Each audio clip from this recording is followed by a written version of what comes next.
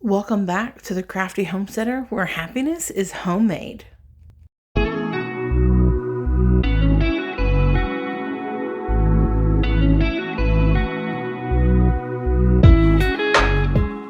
guys, this is my seed tray.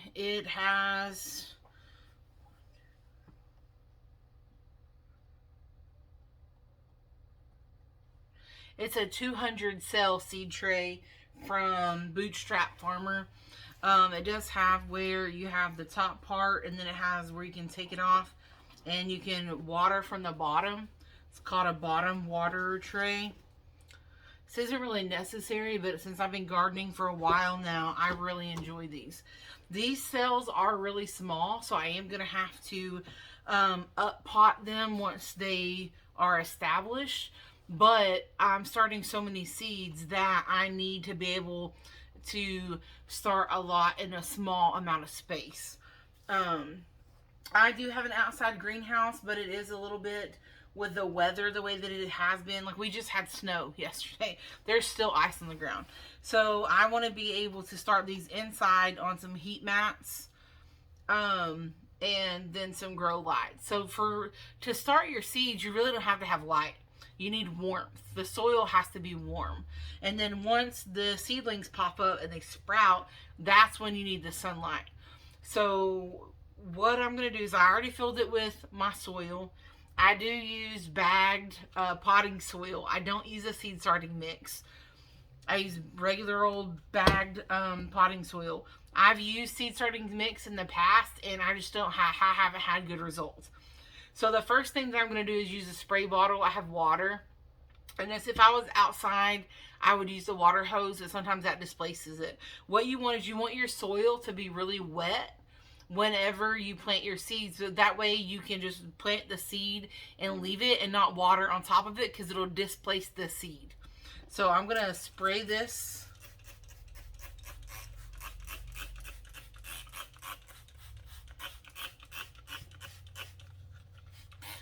Before I had the bottom water trays, I would use a spray bottle like this to keep my seedlings moist.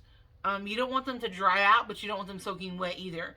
Bottom watering is highly recommended because it promotes root growth on your plants, which is what we want. We want them to focus on growing the roots, and if the water is on the bottom, then they will focus on putting the roots towards the bottom to find the water source. So you want to keep it damp, but not soaking wet. And you want to try to water from the bottom if possible. When I first started gardening, I would use solo cups and like a cookie sheet. And I would put my holes in the bottom of my cups, and I would just put them on a cookie sheet, and then I would put water in the cookie sheet. That way I could still water from the bottom. Because these trays, I mean, they're not crazy expensive, but they are expensive if you buy a lot of them. Okay, so the next step, basic planting, is you're going to want to look at the back of your seed packet. It's going to tell you on there, doesn't matter what, if it's, you know, this one's in my gardener, this one's most likely, it's Fairy Morse, most likely from Home Depot. On the back, it doesn't matter what seed company it's from. It tells you how the care and the maintenance. So it tells you how deep to plant the seed, how far apart to plant the seeds, how long it takes to germinate. So like on this one, it says the depth is 1/4 of an inch. And this one says the same thing. This one says to plant them 10 to 12 inches apart. This one says 2 feet apart. So, I mean, it really just depends on the brand. You're going to want to look at the back of the seed packet for every variety that you're planting, because it's not all the same. I know that I have 20 rows across this way. I'm going to count how many varieties I'm wanting to start right now, and then see if I can allot a whole row to one variety, or if I'm going to have to break up my rows. So, 7, 8, I have 9 varieties of peppers. And 11 varieties of tomatoes, so I counted correctly. So what I'm going to do is I'm going to have one row for the whole plant. So like this is a pink ox heart, right? So then I'm going to get my pink ox heart seeds. I'm going to place the plant marker. I like putting them at the very back and then planting forward.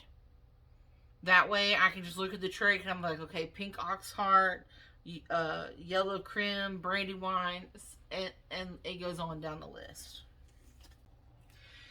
You may not want to plant this much, and you're like, oh, that's a lot of plants. That's 200 plants, you know. And you don't have to start off this big. My first garden, the first time I ever planted anything, I bought a pot, an already started tomato plant from Home Depot, an already started pepper plant, and that's what I had my first year. All I grew was one tomato plant and one pepper plant. And I fell in love with it. And the food just tastes so much better, in my opinion. The vegetables just taste amazing when they're grown at home. The flavors are just more vibrant. So what I'm doing now is I'm just sticking all of the plant markers in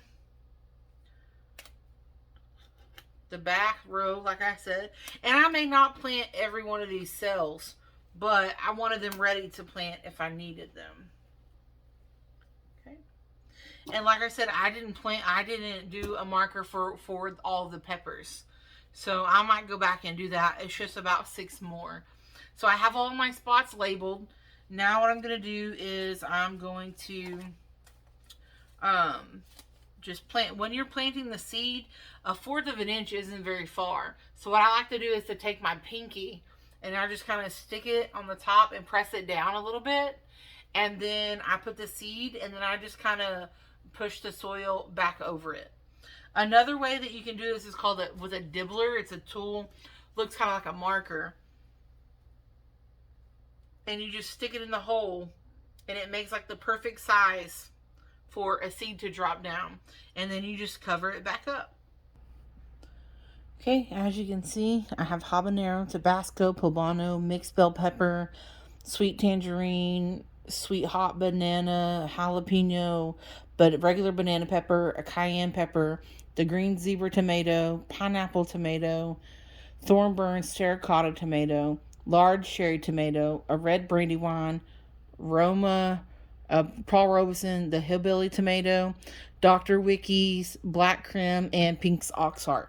The reason I put these here is because I'm going to plant a whole row of the tomato plants. I don't need 10 each of these hot pepper plants.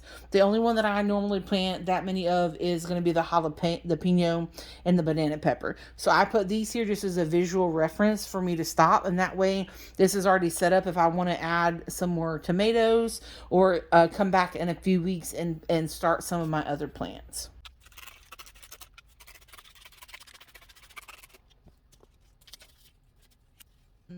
I mentioned earlier about using a dibbler. You can use the end of a pencil, the end of a marker. I like using this little wooden dowel. And I like to put my holes, like all my tomatoes, I know I'm going to plant at the same depth. And all the peppers I'm going to plant at the same depth too, because I've read the back of my packages. So what I'm going to do is I'm going to go ahead and do all the holes for the tomatoes. And then I'll come back and do the holes for the peppers after they're all 1/4. So you try to think that's not very far on here. You could make you a little line if you want it to be like really particular. It's really not that big of a deal. You just want, like, say if that's an inch, about 1/4 of an inch, right? You can just put you a little line. It doesn't really need to be that particular. You just don't want to be planting your seeds like this far down in there, because then they're going to spend all their energy trying to grow out and they're never going to reach the top. So I made me a little mark, and I'm just going to come through here, and in the center of each one of these little things,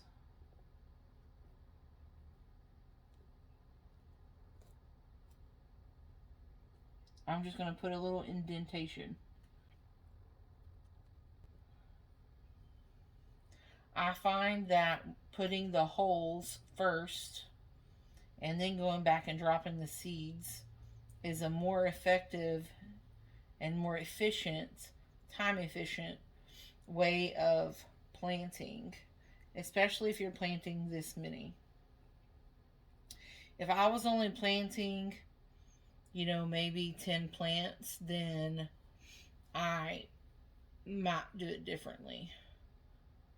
But this saves me some time.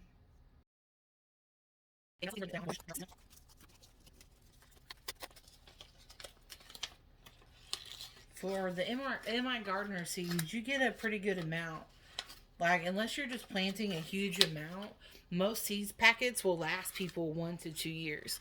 Like, I'm not going to use all of those seeds. See how many seeds come in the one package? I'm probably not going to use all of those in one planting.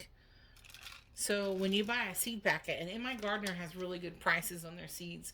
When you buy the seeds packet, see, it says like 25 plants. So if I'm planting 10, you may want to drop 2 seeds in each hole. If you're using bigger ones, though I like using these little trays because I only do 1 seed. Most will tell you to drop 1 to 2 seeds in each hole, but this I'm doing 1 and done because I'm trying to use my seeds sparingly. But if you want to drop, like, sometimes I'll drop 3 or 4 seeds in a solo cup, and then once they sprout up, I'll separate them very gently and then transplant them into another cup by themselves. That saves time and space too. But and then also, see, I was talking about determinate and indeterminate earlier. See, it says right here on the package, indeterminate. That means that these will grow and grow and grow and grow and keep putting off fruit as long as I take care of them.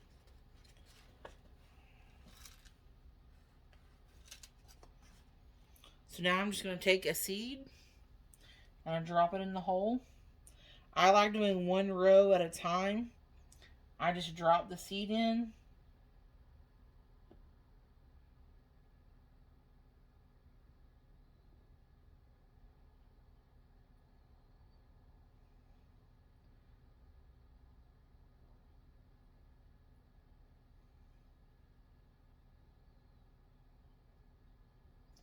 That one kind of got away from me there.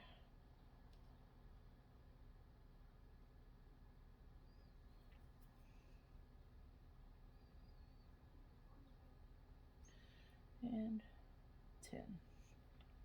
So yeah, see, I still have all these seeds left. I planted that whole row. I still have probably 10 right there. 1, 2, 3, 4, 5, 6, 7, 8, 9. Yeah, I still have 25 in my hand. And there's still a whole bunch in here. And the package says that it comes with approximately 25. So I got way more seeds than that in there. So now that I planted this 1 row, I'm going to come back with it with my finger. And I'm just going to cover the seed up lightly. I'm not like forcing it down. I'm just covering it lightly back with the soil that was displaced.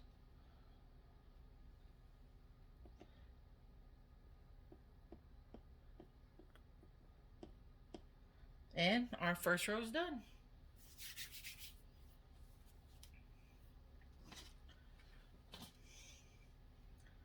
Next one on the list is black creme.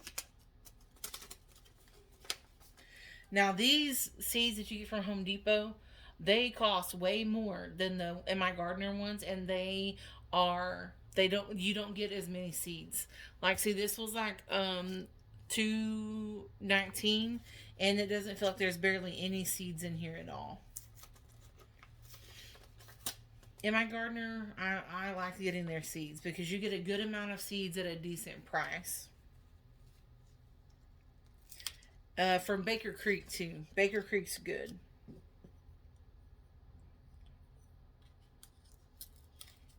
I try not to tear up my packaging if I don't have to, because that way you can fold it over, you can tape it back, and then you still have all your information on the back, especially since I don't use all the seeds. That way I can have the information for next year.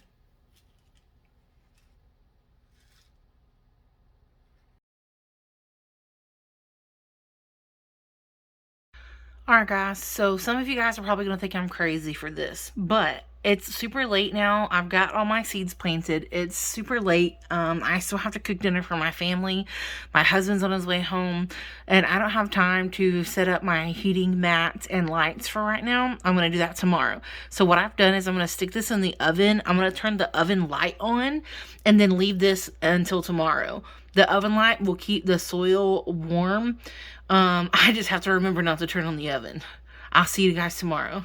You can see in this clip that my seeds have sprouted, and I'm transferring them from the 1 cell little tray to these little pots.